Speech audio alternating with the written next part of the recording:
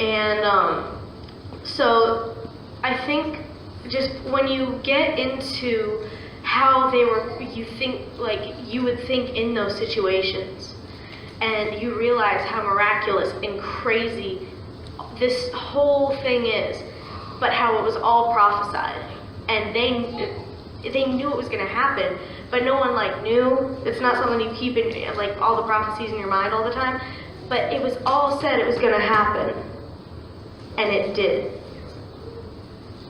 So soon the shepherds leave, and I'm pretty sure that Mary and Joseph stayed in Bethlehem for a while, but not in the stable, obviously.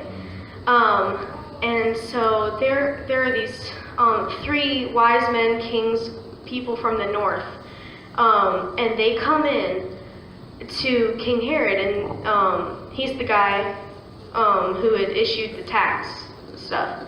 And so they say, well, we've been following this huge star because we've read these prophecies, and they're saying that a new king is going to be born right around, in Bethlehem, right here, underneath the star. And King Herod's just like, what do you mean? What do you mean there's going to be a new king? I'm the king. What is new king? What is that? And so in his mind, he devises this plan, and he's like, okay, well, I'll give you directions and stuff, and you go to the king, and you find him, and then you come back and you tell me where he is, and then I'll come and I'll worship him too. But he didn't want to worship him. He wanted to kill him because he was not abdicating that throne. He's like, I am the king. That was a trick. Nobody doing that. And so they're wise men. They know. This is why they're called wise men, because they knew. They're like, dude, you don't want to worship anyone. You're the king. You're selfish. Just know. That's not true. And so they go and they take his directions and they follow the star to where Mary and Joseph are. And Jesus is around 2 at this time. And they bring the gold, the frankincense, and the myrrh. And knowing what all of those were used for is amazing, because the gold is for him being a king. And think about, the frankincense is like oils, and they burned it in the temple, and that's a holy incense that they burn. And then the myrrh is something that people use to prepare dead bodies. Why would you bring that for a gift for a baby? They knew. They knew stuff. They knew all about the prophecies. They had read. They had studied. These were educated men. And they had brought these gifts. And think of how symbolic it is that they brought all of these things. So they leave eventually, and Mary and Joseph are going about their lives, and they decide, we're just going to live here for a little bit. But then things don't always go as we plan them to in life, do they?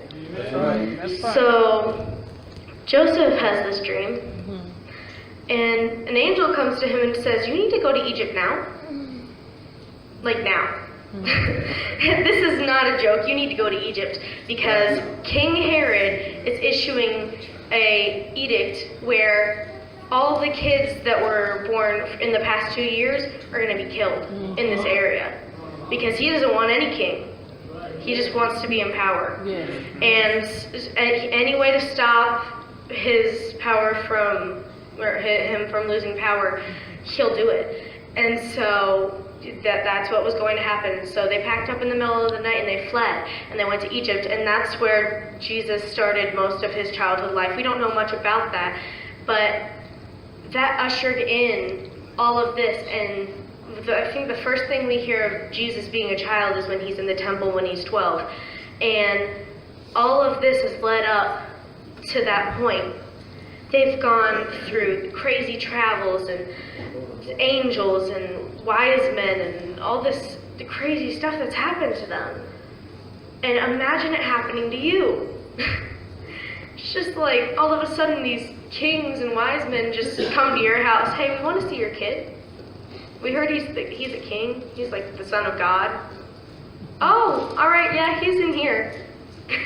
What are you gonna do? And so they eventually this all leads up to his ministry and his message of love and forgiveness and grace. And going through Jesus' life now, he had a pretty hard one. He is just a kind of a carpenter guy, like lowly, does handiwork and jobs on the side. That's his life. And he's probably getting all kinds of stuff from his mom. Why are you not married? What's going on? I just set you up with a girl. He's like, no, Mom, I have to do the Lord's work. I'm just saying, I want grandchildren. But, so, jokes aside, he lived a hard life. And there were people who wanted to kill him. And ultimately, they got their wish, and they did succeed in leading him to the cross. And but there were also a lot of people who knew his name, and they knew his message, and they were like adoring fans. Jesus was like a rock star. Everyone knew who Jesus was, and some people thought that he's controversial. He doesn't follow these rules and laws, and oh my gosh, he's so horrible. But all these other people knew, and they listened. And so this brings us, it's the cycle of Christmas to Easter. That's his life. That's what we celebrate, his life and his death. So him dying, he knew all this was going to happen. Him knowing from his Father the master plan of why he was sent here, it was revealed to him that he was going to die on a cross for the sins of everyone else, people that he didn't even know, and he would do it willingly because of his love that triumphed over all. And even more than grace, even more than love, he is. He's everything. And so he knew, even in the Garden of Gethsemane, whatever, I can't say it. But he knew that he was going to die, but he still prayed, God, please, if there's any other way, I don't want to suffer this, because he still had human emotions, human pain. He could feel everything. And he just didn't, his human side didn't want to do it, but in his spirit, he was resolved, and he knew what he had to do. And so that whole song that I sang before is about Mary and her journey into bringing in this man, this part of God who became man to save us all. And so that it's just an astounding song. Sometimes like you'll hear it on the radio and be like, oh, that's a good song. But when you dig deeper, it's amazing. Just mind-blowingly, just how much he loves us is insane. You can't love someone as much as he has given and loved and sacrificed for us. Amen, amen. And it's the ultimate sacrifice. So, the next song that I'm going to sing is more about just recognizing that he is the ultimate love and that he is just so amazing, and you'll never understand the glory and the power of all that he does on a daily basis. There's so many things just in my life alone that I've seen where blessings and prayers will be answered like that. Like, he knows and he cares about the minute details of your life, even if he doesn't have to. Tell about your headphones. Tell about your headphones. Oh yeah, I could tell that. So, personal story. I used to have like one of those little headsets where you plug it into your ear, and it would, I would like listen to books and listen to music on it. And one day it broke, and I was like, dang it, it's broke. I don't like that. I need that. I like use that in my everyday life. What am I gonna do?